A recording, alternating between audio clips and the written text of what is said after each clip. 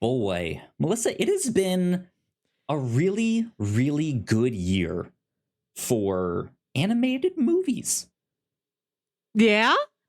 I went to go see Teenage Mutant Ninja Turtles, the new Mutant Mayhem one that's out right I'm now. aware. I just wanted to say the full title. Thank you. I'm well aware, but the audience might not be. Thank you. Yeah. And it was awesome. That movie it looks ruled. Awesome. It does. I mean, like, that's the thing. It's like I figured I would probably like it, but I feel like it's also just kind of flying under the radar. Like, doesn't have as big a budget or marketing budget, or who knows. But yeah, don't skip out on this one because it was awesome. I went to go see it Tuesday night, and it was fantastic. Early. It was a weird one that came out on the 2nd, on August 2nd. I don't know why they did that, but yeah, I got to go watch it on a Tuesday night. And yeah, I had an absolute blast. The art style in that is incredible. It's an interesting mix of like 3D, and the art style is also, from what I understood from like interviews and stuff like that, it's supposed to look like what if a child was to design these characters. And so it has this like scribbly looking effect. Their heads are all uneven and stuff like that. It is so good. And we also had an interesting bunch with us in the theaters. Ooh. Right? The Ninja Turtles have always been, like, it's the actual cartoon was maybe a little more mature than I think some people realized, was bloodier and the cartoon or the comic. Oh, sorry, yeah, the comic. Cowabunga, dude. The comic I know is Daredevil, but what of Turtles? The cartoon I remember, they're round, friendly faces. They eat the pizza. I have seen them around. I'm familiar with these boys, but I've never really gotten my hands on Teenage Mutant Ninja Turtles. It was like not for little me at the time when it was popular. And it wasn't like and it wasn't anything either of my brothers loved so much that it rubbed off on me either. Interesting. So I'm only pretty sure I can match up all of their names to which ones they are. Not 100%, maybe only like 90. Splinter's their dad. Yeah. I do love in the trailers for this new movie that they call Splinter Dad. That's very cute. I am a fan of whenever I get to see the trailers. I might go see this with my roommate. She had older brothers, and she has more nostalgia for this than I do. And she loves pizza. So I think it's right up her alley. A pizza-based film. Did not have crying at the 2023 Teenage Mutant Ninja Turtles film on my bingo card for the year. Good to know. Oh my God. And like a mix of like emotion, like sad emotions, and like happy and like laugh out loud. I'm crying from laughter. Just all around a great movie. And they nailed it. They nailed the vibes. The crowd that I saw the movie with is also was an interesting mix, and it's kind of cool to see that mix. I don't think I've been in a theater like that before.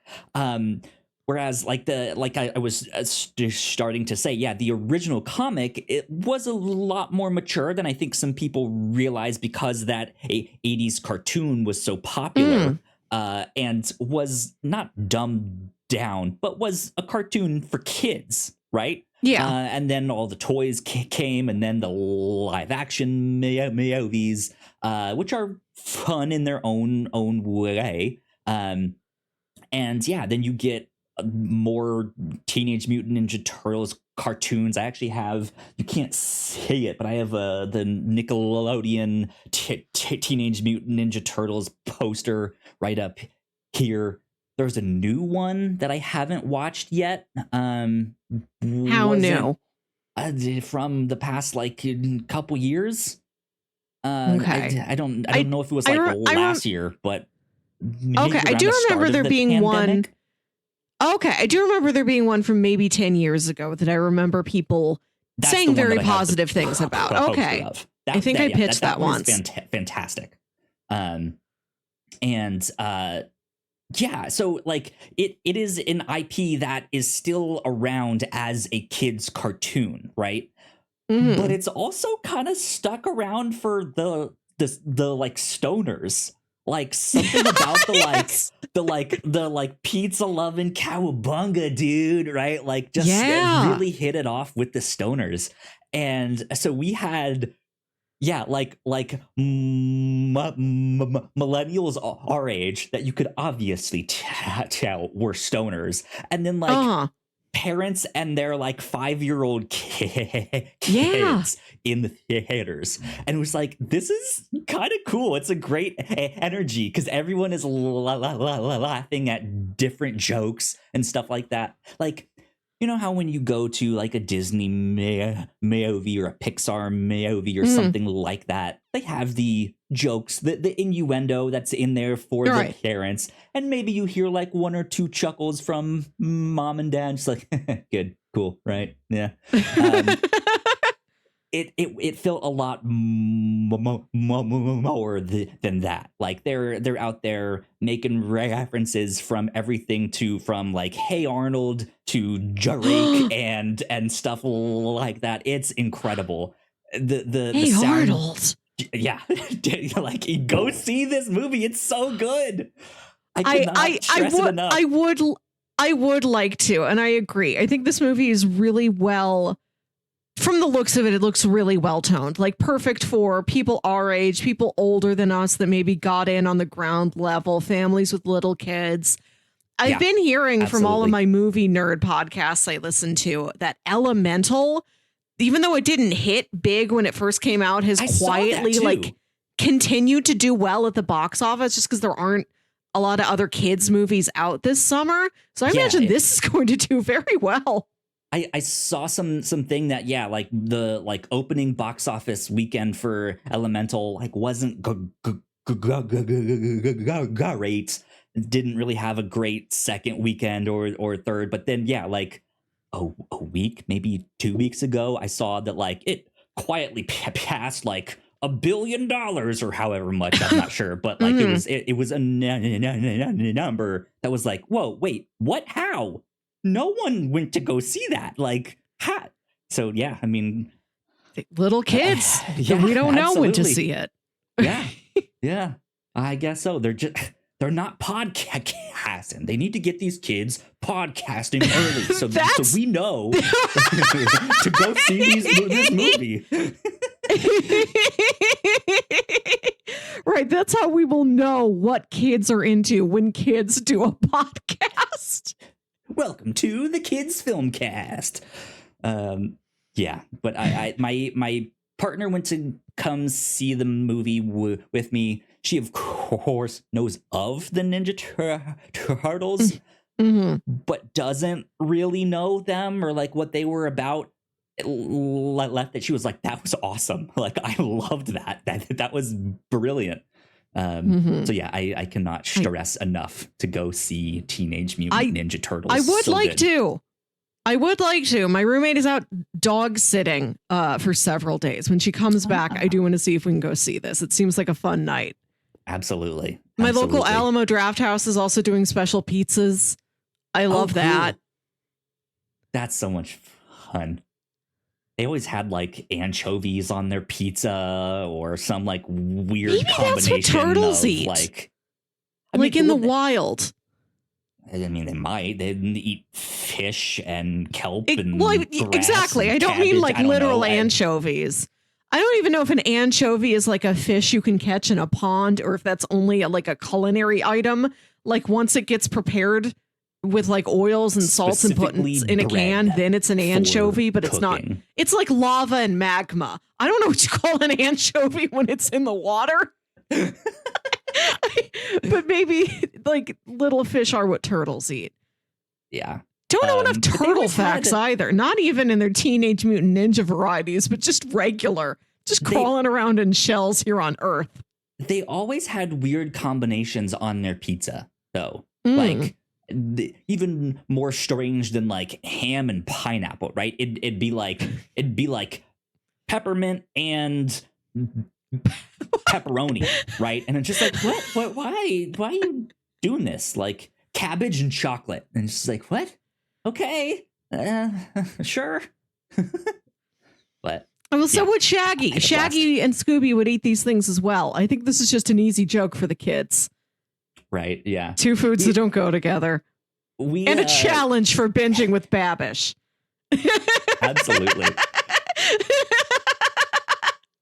My girlfriend Rachel has always wanted to order one of those like catering sandwiches that are like 20 feet long, like just for her. Like, what if we just like meal plan by ordering a giant sandwich and that's what we have for the week? It's like, I've always wanted to do that. God. Just 6 feet. Giant sandwich. 6 feet of sub. I like that idea. I really support you two doing that. Please order a 6-foot party sub for just the two of you and report back on what that experience is. One day we will absolutely make this happen. we went to How much is local, a 6-foot party sub? Right? We went to a local bakery recently, and supposedly they are willing to kind of like special order. Like if you want something particular, they will make it for you. I don't know how true that is. We've only been once. We need to go back real soon. But we were then being like, I wonder if we could, like, instead of like actually catering the 6-foot long sandwich, just make our own. Like, what if we asked them, like, can you guys do your Scoobiest, dubiest loaf of bread? Like, just give us the absolute longest thing that you can make, right? Like, what is the longest bread you can make? Exactly. Maybe they can make a bread that's 6 feet long, but just not 6 feet straight, and it's to curve like an S. It's a U shaped, yeah. Right? It's a mess. I googled it. God. The 6-foot Subway sub is $100. Amazing. That was like that one time in Richmond when I went into that chicken place, New York John John's is what we called it. And they had the 100-piece chicken there on the menu. Not even on their catering menu, just on the menu. Like, hey, you can get this if you want. If you're up for it. Right, yeah. Are you brave enough to take on the New York John John's challenge? Who knows? Ladies and gentlemen, welcome to number 247 of the Whatnauts Captain's Log, where every week we thirst for the taste of legend. My name is Kyle Springer, and I am joined by Melissa Wilkinson. Melissa, how's your week been? It's been good. I also went to some movies last weekend. You and I coincidentally both went to see Haunted Mansion last weekend, but what I did, a friend of the show, Jack, and I watched Haunted Mansion, a family-friendly, lightly spooky film. Mm-hmm. Then we double featured it with Talk to Me, a supremely gnarly, legit horror film from A24. There you go. How was that? Well, we walked out after Haunted Mansion. It was storming outside. So that really like bridged the spooky atmosphere of these two movies. We went out to have lunch in between, and that was also spooky because of the weather. I had fun with Haunted Mansion. I love when Danny DeVito's in his little like clear plastic rain slicker just to go inside a hibachi and have shrimp thrown at him. Right. That's incredible. I'm so happy we get to do these things with beloved senior actor Danny DeVito. Talk to Me was impressive. It's a dark one, so it's Australian, and I didn't know that going in. They all have pretty thick Australian accents, so I would watch it again just so I can see it at home with subtitles on and actually like understand what everybody's saying all the time.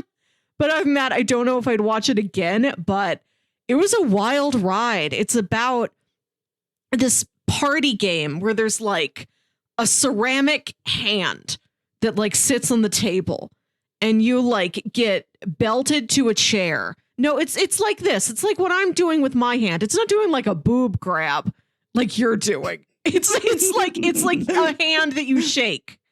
That's what you do. I'd love to see it come in other formats. Different special handshakes that you can do with this. It's you lock your hand with the ceramic hand, which is supposedly like it's a dead hand in there for real, and it's just been cased in plaster or whatever. You put your hand in that hand and you say like, let me in. I'm going to talk to you. And for a minute, like this hand will be a spiritual conduit and a spirit will take over your body and you'll just be possessed for a minute. And this is what all these teens are doing at parties. This is like 10 or 12 years ago when speech jammers were the trend. Sure, yeah. Where you make your friend listen to a speech jammer, which just repeats their own voice back to them at like a half-second delay, and it breaks your brain, and you start like stuttering and stumbling and like devouring your own voice. It's very surreal. It's like that, but there's just a demon in you. And all the teens are taking videos and pointing and laughing. There's a really great party montage in this movie that is like the scariest stuff from any other horror movie, but it is clearly just raucous teens in the Australian suburbs. Yeah. It's dark. It's truly creepy, but it's got the party atmosphere to it. And also one of the characters has the Crazy Frog ringtone. So there's very serious moments where then suddenly you'll hear bing da ding ding ding da ding ding bing ding ding bing da ding ding. I love that. Best sounds like they know comedy how to ringtone since Tusk. Sounds like despite it being like a legit scary movie, they know it's like, all right, you guys are also here to have a good time, right? Right. Not like actually feel scared out of your mind and leave the theater like you have to sleep with all the lights on. And no, it is a legit horror movie, and it has a very like downer ending, like a very dark ending. Multiple people die, get grievously injured, but for some bits in the middle it does have weird party energy to it, and I like that. Okay, good stuff. Well, yeah, I think besides that, the only other kind of things that I've been reading and watching, I finally finished Showa, all four volumes of that, which I mentioned on the podcast last week. Man, volume 2 literally ends on a cliffhanger. That like if I didn't have to go to bed, I absolutely would have like grabbed a soda and like stayed up all night continuing to read that book. This cliffhanger in real Japanese history. I mean, yeah, like that's the thing. It's historical, and it's also like partly autobiographical. Okay. And so it's getting to the like he hasn't lost his arm yet, but you know it's coming. And so you like it's getting to the point where it's like things are heating up. Like this guy just doesn't really understand the military. Like he's taking a lot of things for granted and just not paying attention. He's not a great soldier. When he's supposed to be keeping watch, he's bird watching instead. And like these are things that he actually did, and he's like out there being like, I did these stupid things here, like I was an idiot back then. And by the end of book 2, shit gets real for him, and he's in this like life and death situation where he's like one of the only survivors from this thing, and there are people out chasing him, and yeah, he like fell off this cliff into the water, and he's like having to like escape in the middle of the night while he's being chased, and like that's how book book 2 ends. And I'm like, no, don't stop there. Keep going. Like, I want to know what happens. This is wild. But yeah, it's a really, really fascinating book. Highly recommend that if you guys are into history at all, or if you're not, because I'm also not a big history person. But it's an interesting read nonetheless. I finished Vincenzo, the K drama that I've been watching. That one grew on me. I did end up liking it. There was just some like multiple genres in there, and when it would hop between them, you'd be like, whoa, okay, sure. But yeah, that one I was good. I enjoyed that. And Melissa, you'd be happy to know that I'm back on my Perry Mason bullshit. Oh, yeah! The man that I thought was real for like multiple years of my life, who turned out to be not real. I'm watching season 2 of Perry Mason. I just started it today, so I only watched the first episode. But it's good. That's a fantastic show. Especially with us, we also just recorded the Pilots Club for this month, and we got to watch Veronica Mars. So we got some crime noir in that, some detective stuff, and Perry Mason absolutely falls in that genre too. So I'm happy to be watching that show again. I'm sad it won't get a season 3, but season 2 should be good. So back on my Perry Mason bullshit.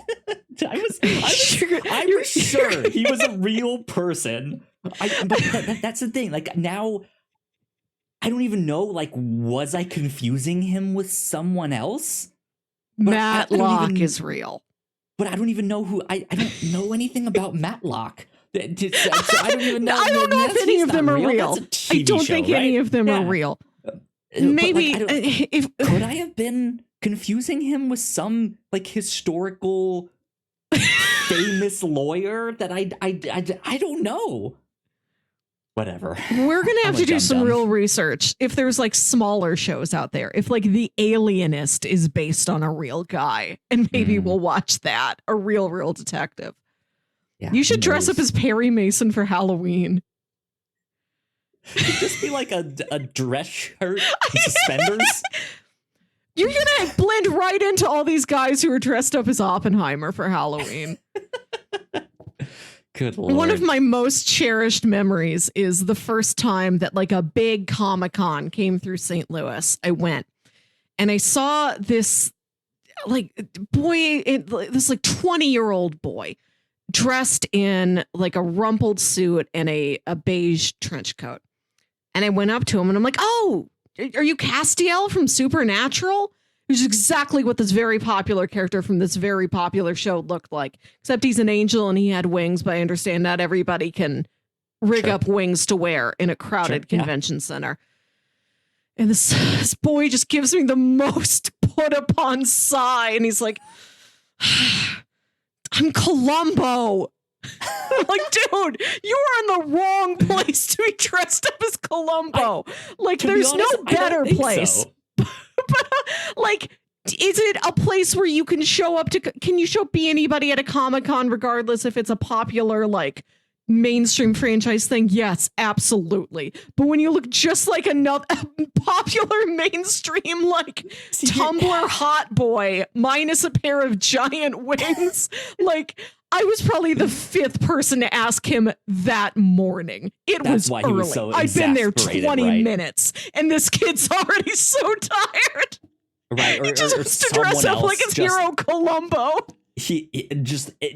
People guessed everything but Columbo. But here's the thing: like, I don't think he's necessarily in the wrong spot. Is like There's nothing better. True. A lot of comic book artists and illustrators, for some reason, really like Columbo. I don't know, and that's the thing. I've not seen the show, so I don't necessarily know what they're talking about exactly. is he supposed to be like super expressive with his face? Is he that We gotta kind of watch actor? We'll have to do something on the review show or on Pilots Columbo Club on the calendar. Yeah, they're all like mini movies. The show had like a weird structure, just like once a month you would get 1 hour and a half long episode of Columbo periodically for years, I think. Hell yeah. I don't know how we would watch Columbo, but before this year is out, we will watch 1 unit of Columbo. Yeah. Somewhere, somehow. But that's because I even saw like a recent thing of like, so I had like artist block on something. So I just went back to watch Columbo, and so here's some Columbos to like get me past my artist block. I love that. I love that so much. But like that's Strong the thing. Columbo.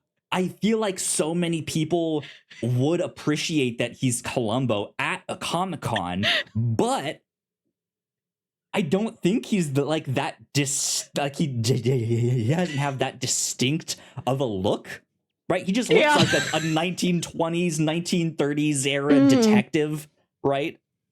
If that. Right, so it's I think at that same Comic-Con I also went up to a guy who was wearing like khaki pants, a like purple polo shirt, and a lab coat, and I asked him if he was Bruce Banner, and he was Professor Oak. So right. Yeah, he's at the right spot, but there's still like, man, that poor kid, I'm sure was also like so excited to be like, it's so Columbo. I'm gonna be freaking Columbo, and everyone's gonna be so psyched. And he gets there, and everyone's like, "Wait, are you that one dude from Supernatural?" He's just like, "No, I'm Columbo."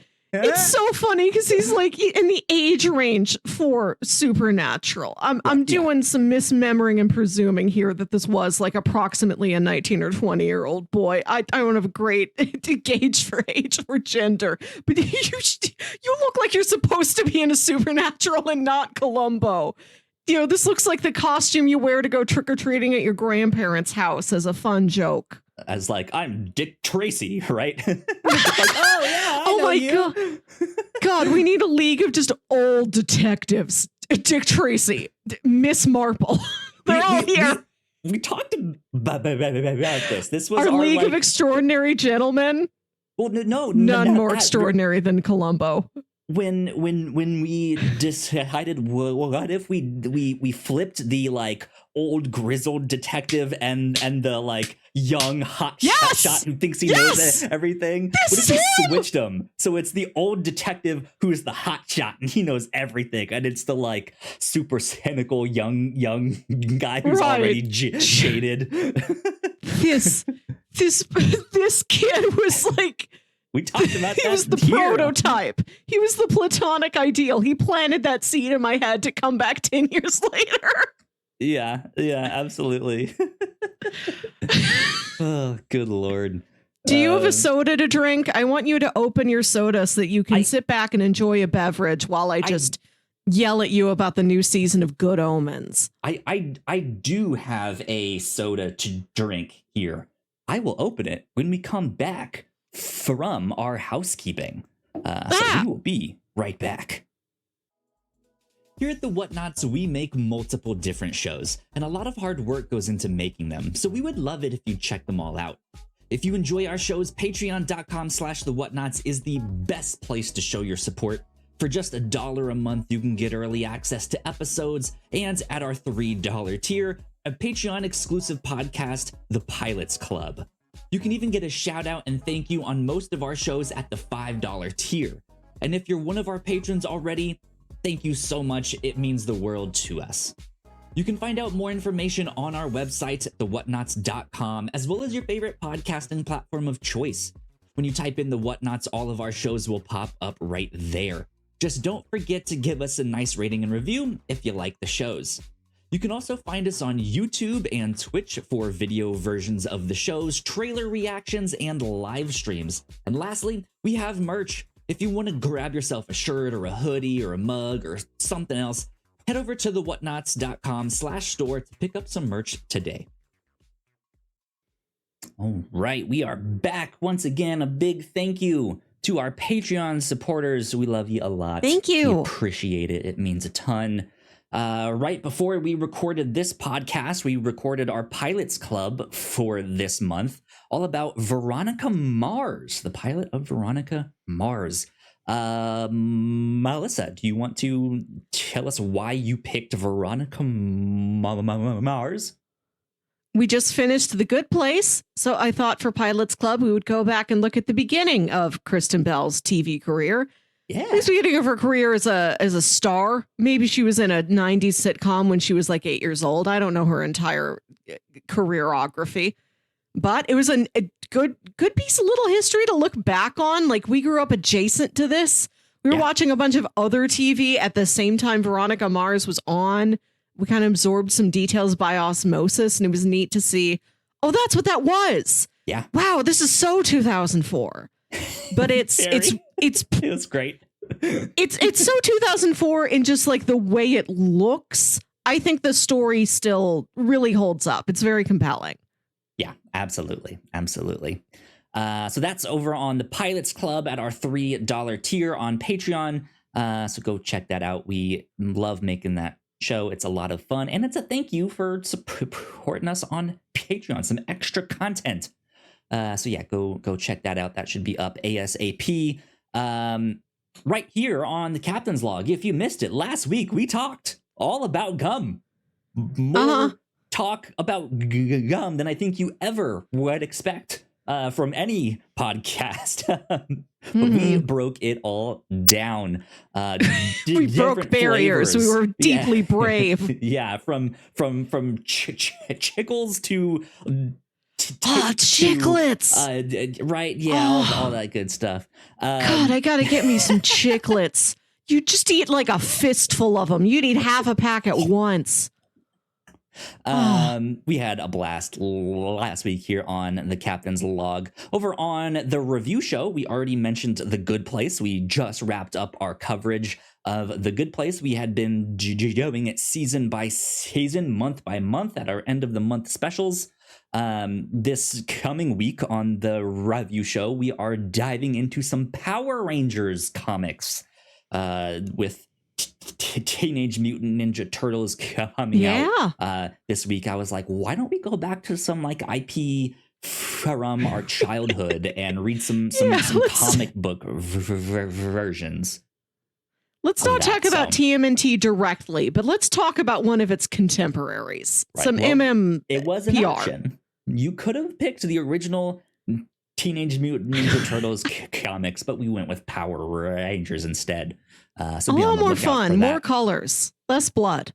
Yeah. Our next end of the month special for the end of the year is Hellboy. So we see, that's all the blood you need right there. Reading some Hellboy comics throughout the rest of the year. So get excited about all of that. Over on the Reactor Core, last but not least, we have our reaction to the Venture Bros movie. So go check that out. That one was a lot of fun. We also did our Barbenheimer experience. We talked about Barbie and Oppenheimer in the same podcast because we went to go see them on the same day. And they're forever linked. Yeah, absolutely. In trends, like they are one. They are like a yin and a yang. Yeah.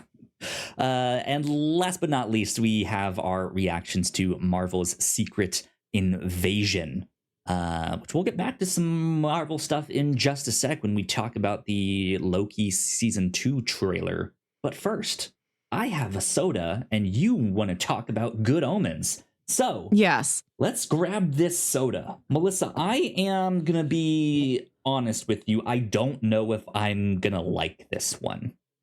Oh, a gamble soda. I picked this one because I was like, I don't think I'm going to like it. But why pick only good ones, right? Like, why not? why not just like have one to be like, I mean, how incredible would it be if I was surprised by a flavor that I thought I was not going to like? Melissa, I have a banana flavored soda. Oh boy, Here. that is right up my alley. I am a big fan of artificial banana flavoring. Right? This is Filbert's old time quality banana. Truly old quality. Yeah, distributed by the Filbert Root Beer Company from Chicago, Illinois. Wondering if they have any extra cool facts on this one. Nope. No banana facts. But yeah, this is like I mean, it almost looks, it has the color of like a Corona. It's deep gold. Yeah, deep gold here. So I'm gonna open this one up and I'm gonna move my mic so I don't hit that. I'm gonna have this while Melissa. Good Lord, get off of that thing. There we go. Okay. Well, Melissa, you tell me all about Good Omens. I want to wait for you to drink this because I don't want to be interrupted if I react to a gross face that you make. You don't like it? No, it smells like banana. I got a whiff of like, that smells like a banana. So I tried not to get any in my mouth. I got like a little small bit, but not enough to get any in my mouth. This is like watching a baby eat a lemon or something. This is great. It's not going to be that bad, I don't think. But it was just like, whoa, that actually smells like banana, and like an actual, like an actual banana, and not the like candy banana, that like a Laffy Taffy thing. So. Interesting. Here we go. Banana away.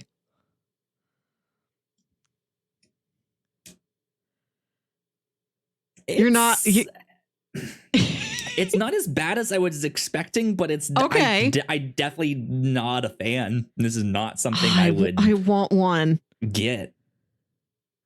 Oh, I love the banana Slurpee at 7-Eleven. And that just looks like melted down one of those. Right. So it's probably not better than a banana Slurpee, but I crave it now. Like it, the closest thing I can kind of think of is almost a cream soda, right? It has like it's a much more subtle flavor. It's a banana. You guys know what those taste They don't like. Punch you in the face bananas. Right. Yeah. It's not like Tang.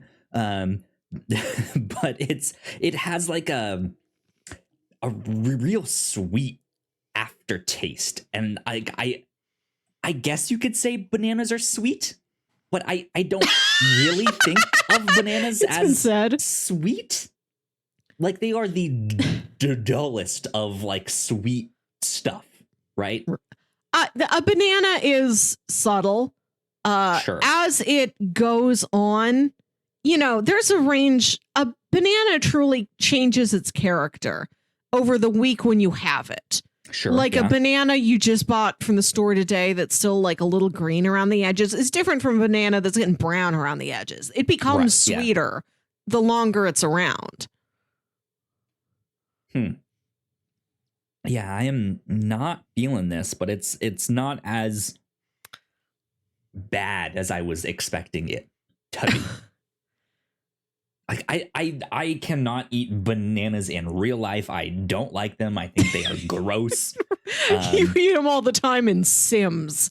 Nope, not me. Only in fictional life do you enjoy a banana. Only on my Second Life account. Link can eat a banana, but Kyle won't. Right, yeah. Link eats his fruits and vegetables. It is my personal conviction that bananas are the devil. Anyway, speaking of devils and stuff like that. Speaking of devils. Good Omens, season 2. Melissa, tell me all season about 2. 4 years ago, when Good Omens first premiered on Amazon Prime, at least I believed at that time, this was just a limited series. They adapted the whole book in that one show.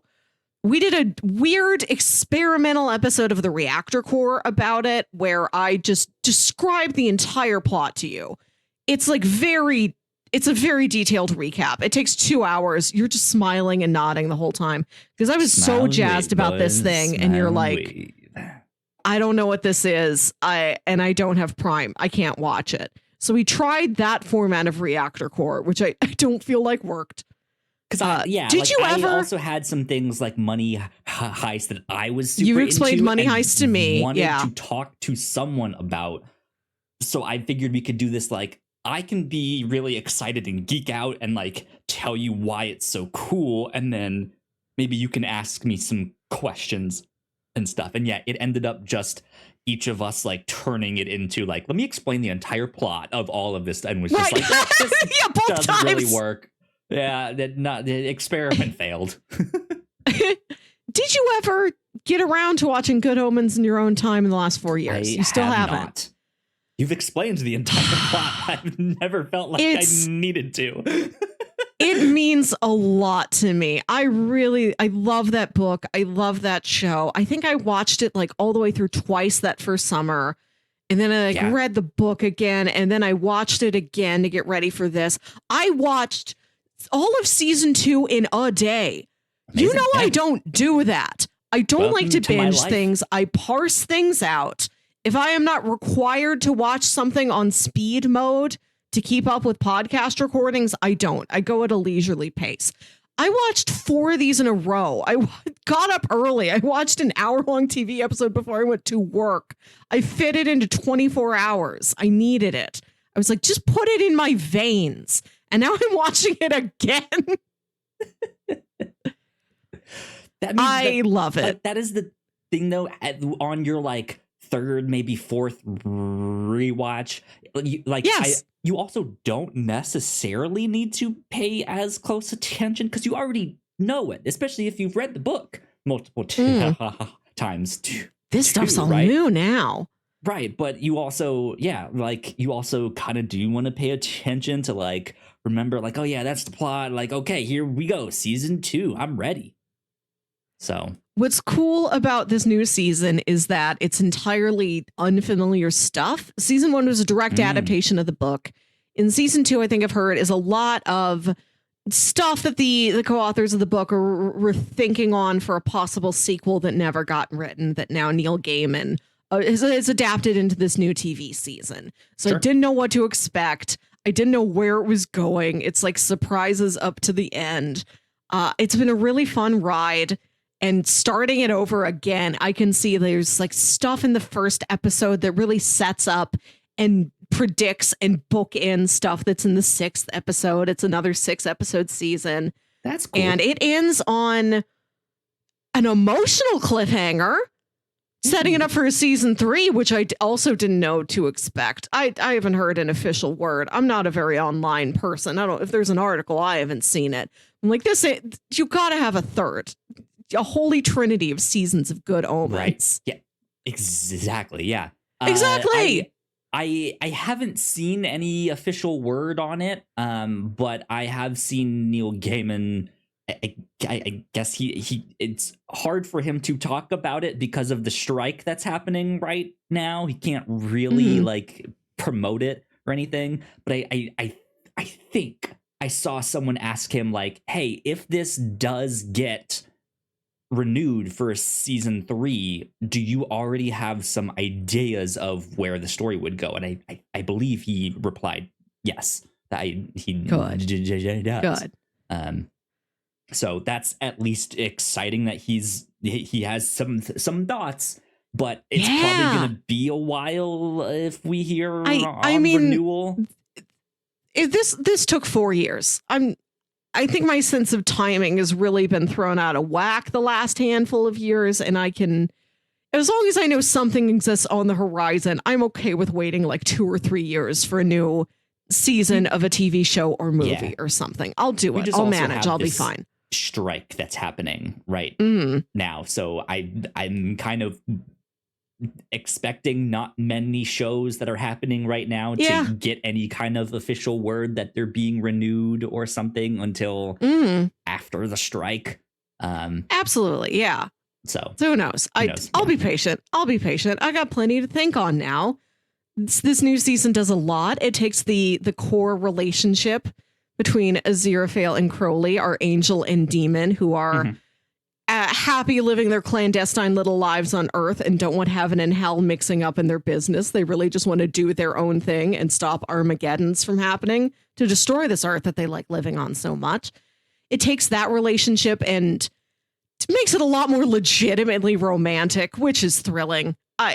Nothing excites me more than watching a very well-paced romance play out, hitting the different mile markers of, that's a hand touch.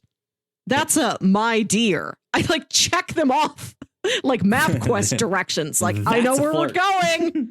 Right. One unit of flirt has occurred. Oh, man. I love it. It was a delight to watch. The characterization feels much richer. They're playing with a lot. There's stuff that happens in the season finale that is distressing. It's setting things back, but I'm like, that's so accurate though. That makes absolute sense that it would play out like this. So plot wise, are they trying to stop a second Armageddon from happening? How does it kind of continue from season 1? In season 1, homeboy John Hamm plays the Archangel Gabriel. And season 2 opens with he's naked walking down the street. You just see a lot of John Hamm's butt, and he's got a package in front of his package. A lot of ham on John, if you know what I mean. A lot of ham. So ham bone in his box go walking up to Aziraphale's little bookshop he has, and he's like, I don't know who I am. I don't have any memories, but I think I'm supposed to be here. So now Aziraphale just has to hide this confused amnesiac nude angel. He's not nude for very long. He puts him in a sheet toga or something, and then later gives him some old clothes. A fellow shopkeeper on the street is like, didn't that nude man walk into your shop? And he's like, what do you mean? Well, he's not nude anymore. Right. And it's what's he doing here? Why can't he remember anything? Why did he come here? Is there another secret heaven plot at hand? And meanwhile, there's another demon down in hell who's making trouble. And also, Crowley and Aziraphale have to make 2 of their neighbors fall in love with each other. Oh, that's interesting. It feels like such a fanfic trope you never see on television. Oh, man. Because that feels like a good, not next step, but as from what I remember of you talking about season 1, is that part of the draw is this will they, won't they between the 2 angels, right? Or the angel and Jamin.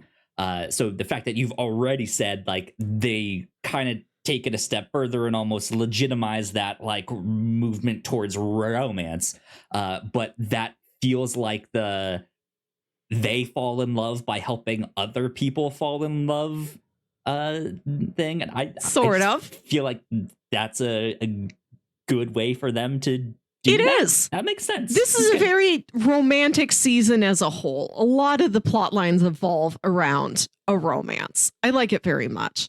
That's good. Cool.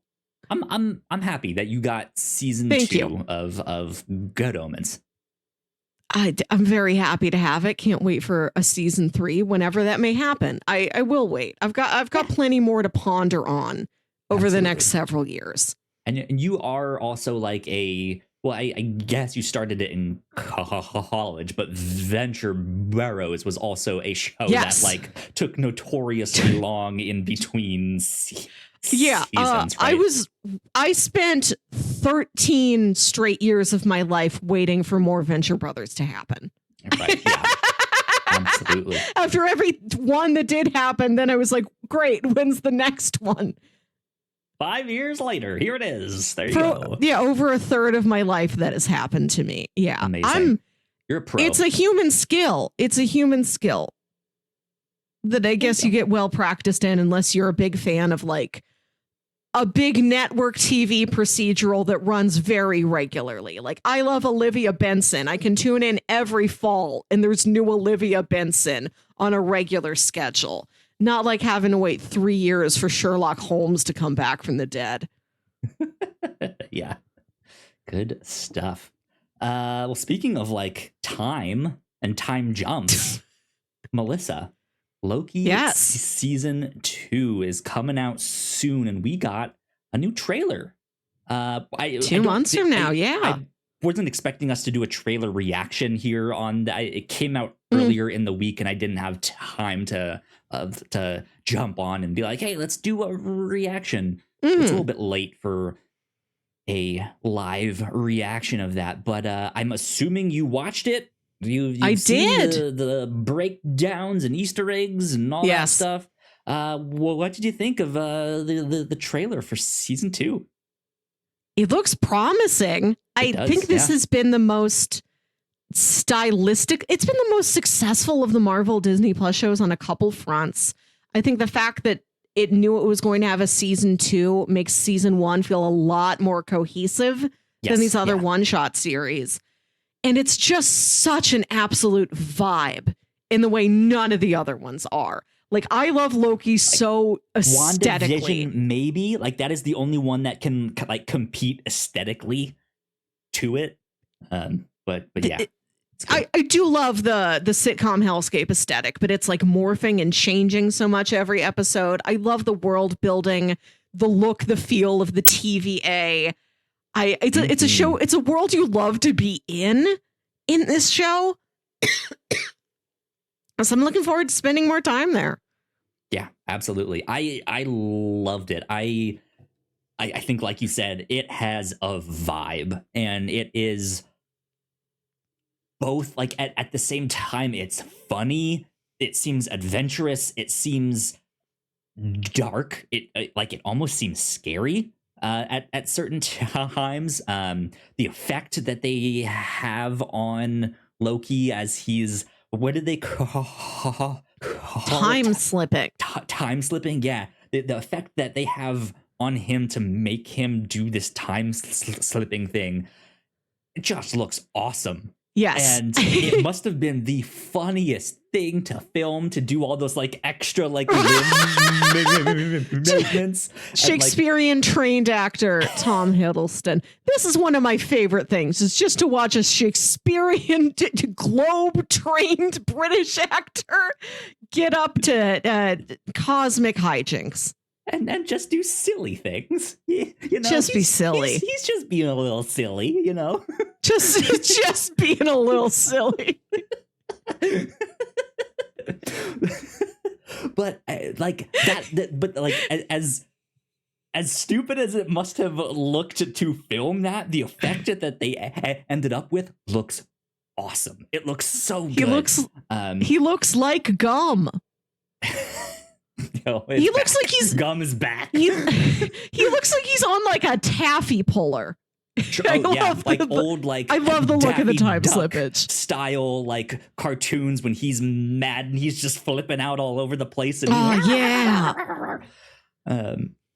God, yeah, it looks fantastic. I think just the way that Kang is kind of hovering over everything. Now there is this sense of like this sense of like something evil is here, something is wrong. Whereas season 1 was more of just kind of a mystery of like, what is this place? Where are we? Who are you? Who are these people? Right? I imagine there is a threat, but I don't necessarily have a name and face to put to the threat, which now the narrative does. Now we do. So I like that. There was a scene, it must have been something at the World Fair, which it looks like they go to. Yeah, they go to the H.H. Holmes World Fair. They go to the current war World Fair. Yeah. But it was one scene, it looks like it was in black and white, but it was not. It was just backlit, where like a curtain was opening, like revealing some device. Like it looks like it has a bigger sense of drama in an interesting way here. Like, hey, we know that Kang is kind of gonna be the next big villain, so we need to start like really explaining why he deserves to be the next big villain. So yeah, I'm excited for that show. It's going to be interesting. I don't know any updates on all the stuff with Jonathan Majors. What's going on with him? I know he's been accused of some sexual misconduct, I believe. So there's some stuff happening with that is disappointing.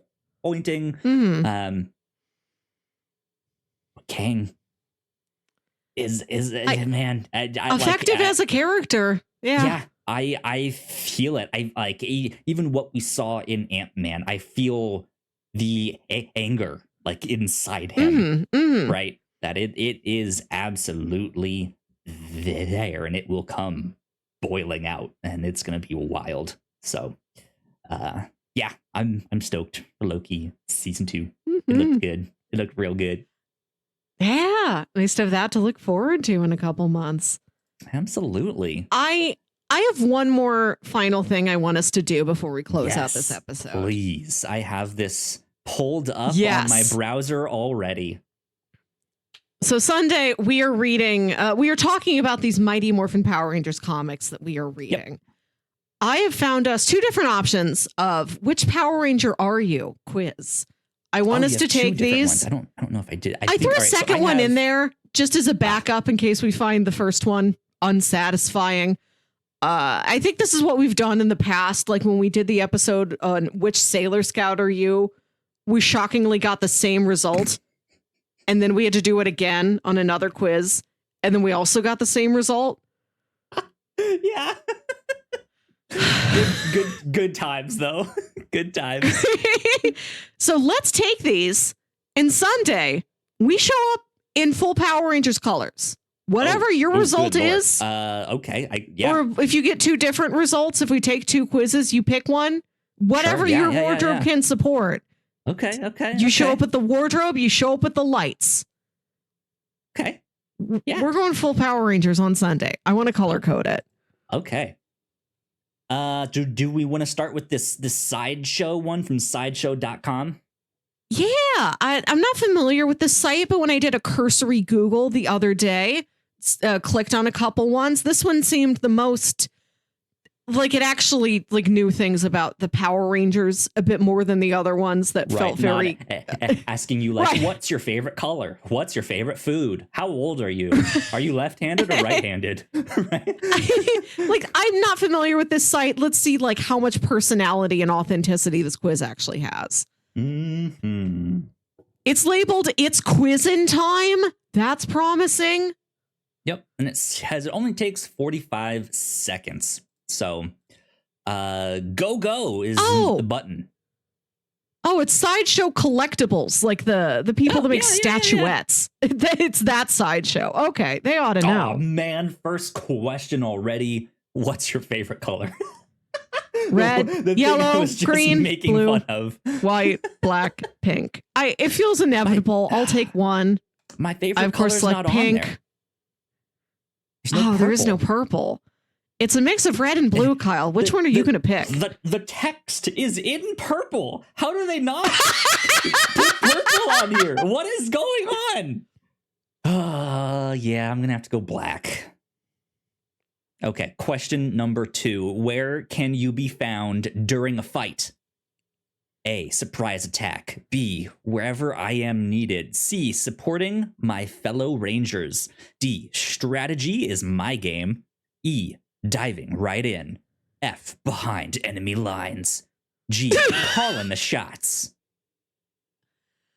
Oh, man. Instinctually, I would say wherever I am needed, but the fact that most of these end with an exclamation mark and that one's just a period, it feels so lackluster. Like, I don't know, you tell me. It feels passive instead of cooperative. Okay. So I'm going to click supporting my fellow Rangers. I have to go behind enemy lines. I like the like sneaky stuff. Yeah. Question 3. Again, very obvious, pulled directly from the show. Choose an animal guardian. A white tiger, a frog, a dragon, a crane, a bear, a wolf, an ape. Interesting. I'm going to go wolf. Wolves are cool. I would pick fox. That's my favorite animal, but they don't have fox. I'm gonna click I'm gonna pick bear just because there's a bear on the Missouri flag. Okay. Question 4. Somehow the world's not in danger today. What are you up to? Are you making art, snacks at Ernie's, tinkering on DIY projects, playing sports, volunteering at the youth center, or relaxing outside? Obviously, with my art degree, I have to pick making art. I'm snacking. Select a weapon. Power lance, power bow, power daggers, power sword, power axe, saber, dragon dagger. Did they try and spell saber? I have no idea. I'm not coming up with anything. I don't know if this is a Googleable term. Let me look it up here. What is a saber? Short acting beta and tag. Nope, that's not it. Let me type in saber weapon. Saber is an enchanted short sword wielded by Tommy Oliver as the Mighty Morphin White Ranger. This is a weapon that is not from our world. It's from Tommy's world. Tommy only. It's the White Ranger's personal weapon, that dagger he had that looked almost like Middle Eastern, that like Arabian style dagger. I don't know what weapon I could actually yield. I'm not, as far as I know, I have no weapon skills. I mean, I'm pretty good with a bow staff. I'm gonna go archery, so I'm gonna go the power bow. I like power lance because it also sounds like a guy's name. Like he sounds like a dancer I'd hire for a bachelorette party. Ladies, get ready for power lance. Now want you back, boom, boom, boom.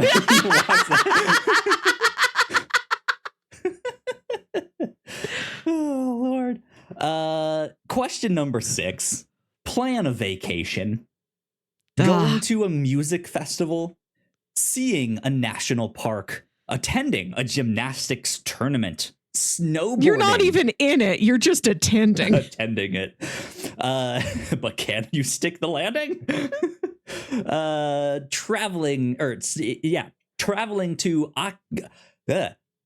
Akihabara Electric Town. Camping.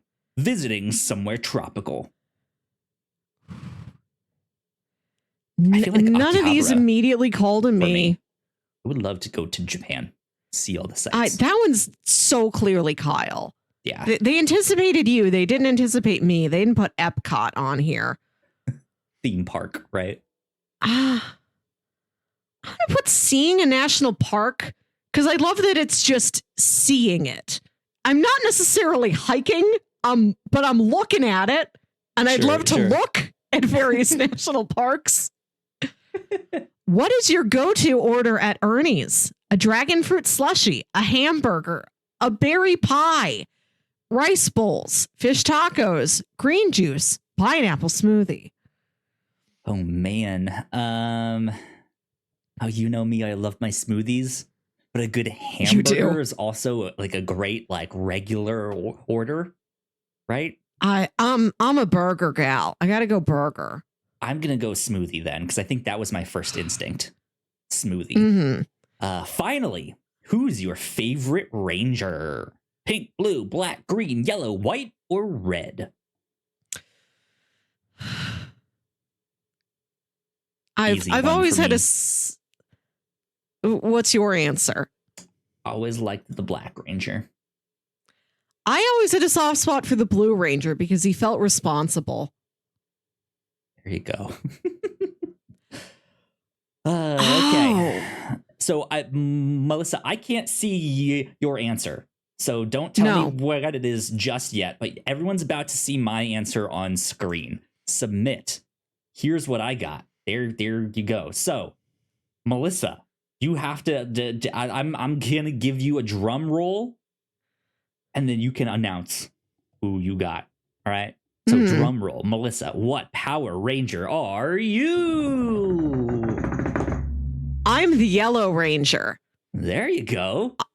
I'm adaptable and always in tune with my surroundings. My innate kindness is balanced by a fierce loyalty that makes me a force to be reckoned with. No matter where I am, others will look to me as a pillar of support due to my impressive strength. Indeed. Melissa, I am the Black Ranger. Wow!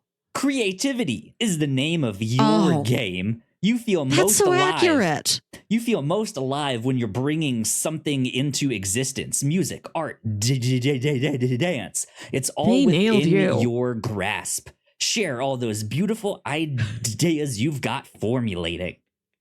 Thanks. Music, art, and dance are the thing. Those are the three things you do. It really they is. named your three skills. That's me. Music, art, dance. Eating 2 cotton candies. Let's see. It gives, are you happy results for other stuff? I'm happy with that. I mean, they nailed me, but that, like, I feel like that was also expected on that one. Like, yeah, you're creative because you hit the button that said I'm creative. I do kind of want to take this BuzzFeed quiz just to see if it gives us anything different. That's fair. This doesn't have to overwrite what Sideshow says, but I'm curious about this one. Okay. This is on BuzzFeed from Jamie Jirac. There was no specific author listed on Sideshow, just Sideshow itself as a collective wrote that quiz. Yeah. Let's see here. Pick a word that describes you best. Charming, nerdy, loner, romantic, witty, or angry.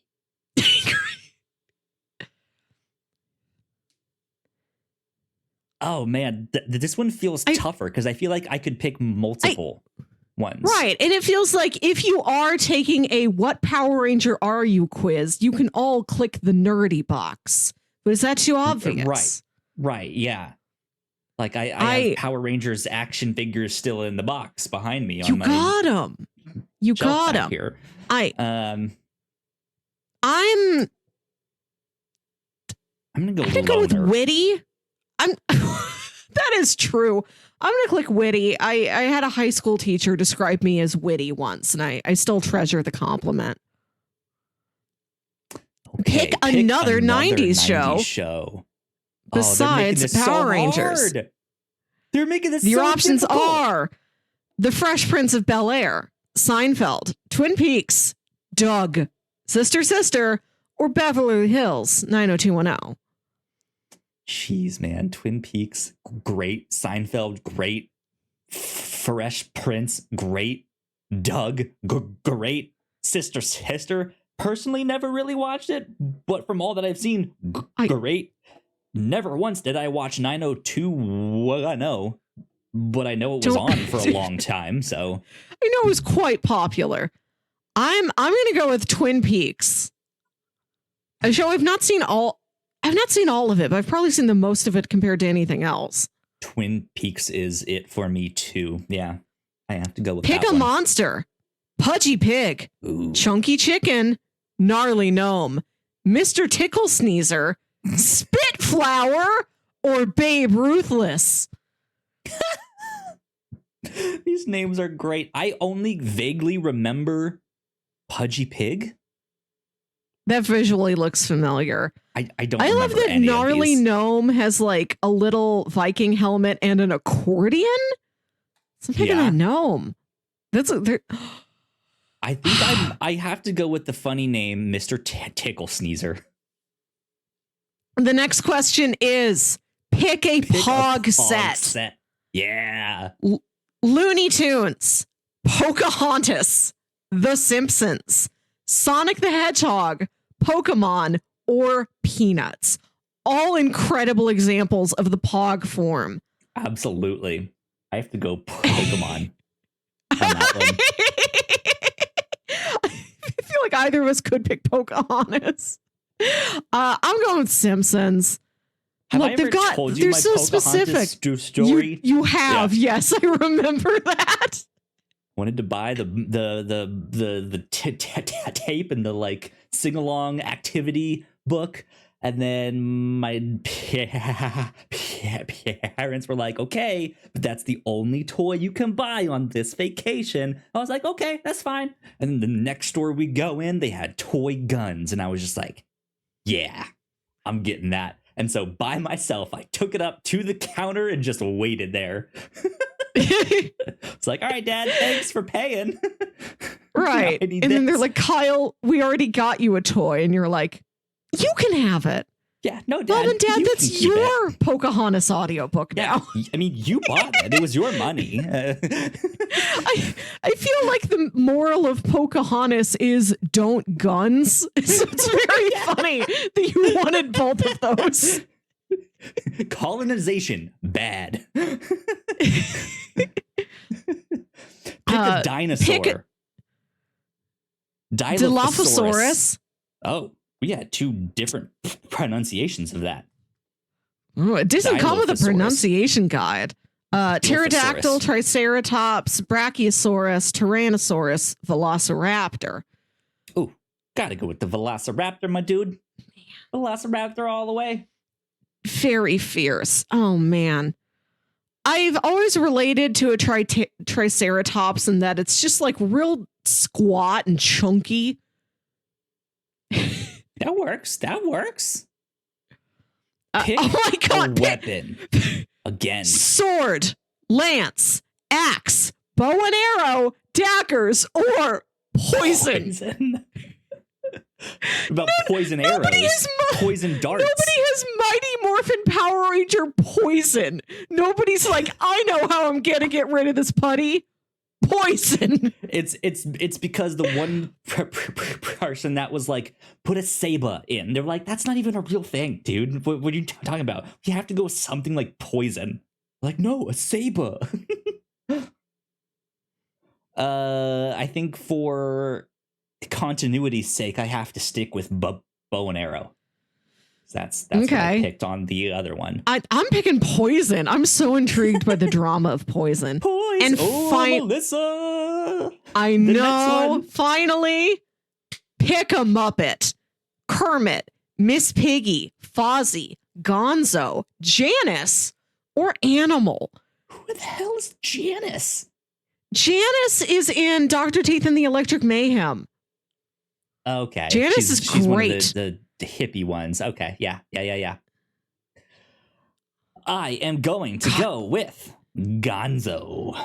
There's no wrong answer here. Oh, nice. I could pick any of these on a different day, but I got to go with the queen.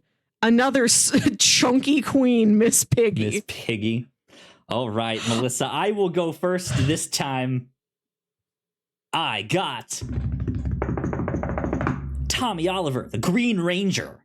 Wow. Says, you're a loner who prefers to follow their own path. You change your mind often, but you're strong-willed and capable of overcoming tough obstacles. I got Rita Repulsa. Amazing. Surprise! You're not a Power Ranger at all, but rather the one and only Rita Repulsa. You have a bit of a temper, but you're cunning, and you always think outside the box. You have some enemies, but you also have many loyal friends, like Goldar. Melissa, this is the best answer. You failed. I think I won. Ranger are I think I won. I think I reprogrammed the Kobayashi Maru here. I think I came out on top. Good Lord. So I am not capable of rigging up a Rita Repulsa costume on short notice. So on Sunday, I will be here in the regalia of a yellow Power Ranger. I'm going to find yellow clothes. I don't know if I can make my lights yellow. I don't know if that's going to look normal on screen, but I'll do what I can. And you have several colors to pick from. Or are you going to go with the original black? I'm gonna try for the original black. Uh-huh. Green will be my backup. Okay. I obviously have black stuff I could wear, but I'm gonna go one step further. I'm gonna see if tonight I can order like one of the Power Rangers shirts, maybe a mask. Oh my God. So that I can be a Power Ranger on the episode in which we have our Power Rangers comics. So I'm going to look that up as soon as we get off the podcast here. Amazon 2-day delivery. Let's go. I think that's great. Yeah. So there you go. I am the Black and Green Ranger. I'm the Yellow Ranger, but also sometimes at night I'm Rita Repulsa. No, we've been betrayed by one of our own.